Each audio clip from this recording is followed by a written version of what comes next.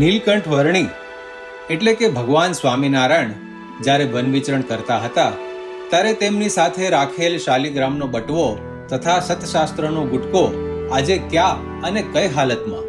પ્રિય દર્શકો, આ દિવ્ય પ્રસાદીભૂત વસ્તુની સંપૂર્ણ માહિતી જાણવા તથા શ્રી હરિ સ્વામિનારાયણ ભગવાનના હસ્તાક્ષર જોવા માટે આ વિડીયોને એન્ડ સુધી જરૂર જુઓ. ભગવાન સ્વામિનારાયણે તેમની 11 વર્ષની નાની ઉંમરમાં જ્યારે ઘર છોડીને વન વિચરણ કરવા નક્કી કર્યું ત્યારે સાંસારિક વેશ ઉતારીને દિવ્ય વર્ણિવેશ ધારણ કર્યો હતો, જેનું વર્ણન સદગુરુ શ્રી નિષ્કળાનંદ સ્વામીએ ગ્રંથરાજ ભક્ત ચિંતામણીમાં આ રીતે નોંધ્યું છે. ઘર પરથી ઉતર્યું મન, વાલું લાગે છે વસવું વન. એક કોપિનને આચ્છાદન, તે વિના બીજું નથી વસન. મૃગ છાલા ને તુલસી માળ, ઉર્ધ્વ પુંડ્ર ચિહ્ન છે વિશાળ. જટા મુકુટ મંડિત માથે, લીધો પલાશનો દંડ હાથે. ચારે શાસ્ત્ર તણું જે સાર, તેનું પુસ્તક ખભા મોજાર. મુંજી મેખલા કમંડલું કર, પાસે ભિક્ષાનું પાત્ર સુંદર. બાળ મુકુંદને શાલગ્રામ, બાંધ્યો કંઠે બટવો તે શ્યામ. એવા થકા સરજુને તીર, આવ્યા ઉતરવા નદી નીર.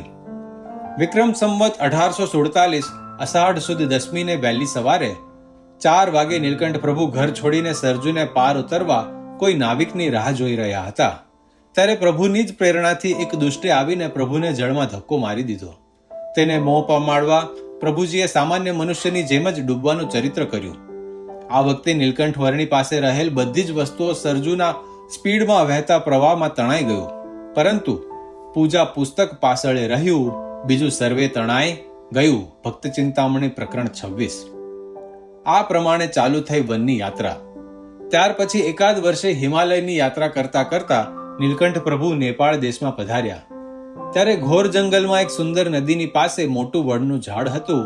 તેની નીચે એક ખૂબ જ વૃદ્ધ યોગી પૂજા કરતા હતા. તેમનું નામ ગોપાલ યોગી. નીલકંઠ વર્ણીને આવતા જોઈ જાણે પૂર્વના કોઈ ખાસ મિત્ર હોય તેમ ખૂબ હેતથી ગળે મળ્યા. જેમ કોઈ વાલું સગું હોય એમ નીલકંઠ વર્ણી પણ ખૂબ ભાવથી યોગીને મળ્યા. પાસે બેસીને વાતો કરી, પરિચય કર્યો. ગોપાલ યોગીને ખૂબ જ આનંદ થયો. મનમાં થયું કે જેની વર્ષોથી હું વાટ જોતો હતો એ આજ છે કે શું?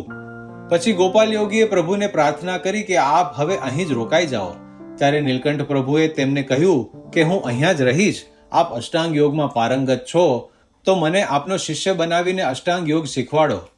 હવે ગોપાલ યોગી રોજ રોજ નાનકડા બાલુડા નીલકંઠ વર્ણીને યોગની સાધનાઓ શીખવાડે છે, અને વર્ણી પણ જે શીખવાડે તે બરાબર એક વારમાં જ શીખીને કરી બતાવે છે. આમ નીલકંઠ વર્ણી 12 મહિના આ યોગીના ભેળા રહ્યા. પછી રાજી થઈને નીલકંઠ વર્ણીએ પણ ગોપાલ યોગીને પોતાનું ભગવાનપણાનું જ્ઞાન આપ્યું. પછી ગોપાલ યોગીએ 2 હાથ જોડીને કહ્યું કે હે મહારાજ, મારી સર્વે સાધનાના ફળ સ્વરૂપે આજ તમે પૂર્ણ પુરુષોત્તમ મને આવા બાલુડા વેશમાં સાક્ષાત મળ્યા. હું ધન્ય થઈ ગયો. હે વર્ણી, હું કેટલાય વખતથી આ ગીતાનો ગુટકો રાખું છું, તે હવે તમે રાખો અને મને આ વૃદ્ધ કાયામાંથી છોડાવીને તમારા દિવ્ય અક્ષરધામમાં રાખો. મારી માથે કૃપા કરો.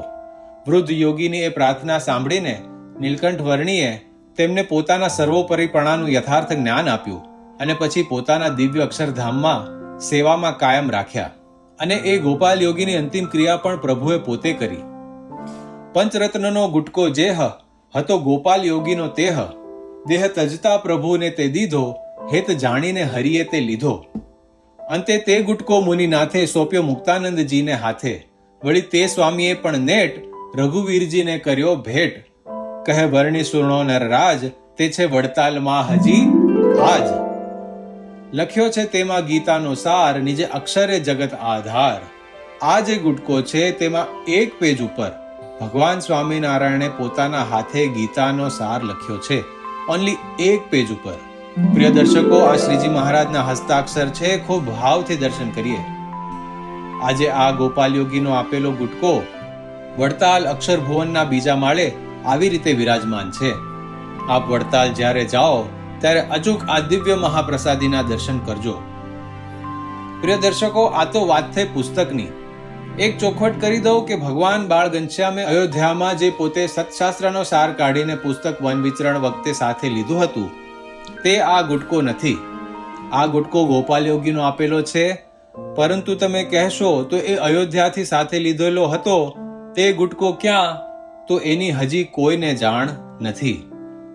હવે વાત આવી શાલિગ્રામના બટવાની, જે નીલકંઠ વર્ણી પ્રભુએ પોતાના ગળે બાંધ્યો હતો. બટવો કહેતા એક નાની થેલી કે પર્સ કહી શકાય.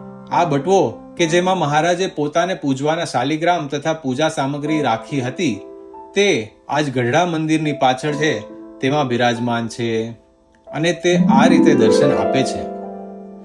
પ્રિય દર્શકો, આ બટવાના પણ આપણે ભાવથી દર્શન કરીએ. આવી દિવ્ય પાવનકારી પ્રસાદીની વસ્તુની માહિતી અને મહાત્મ્ય જાણવા માટે અમારી ચેનલને જરૂર સબસ્ક્રાઇબ કરજો, લાઈક કરજો અને તમારા પ્રિયજનોને શેર કરજો. જય સ્વામિનારાયણ.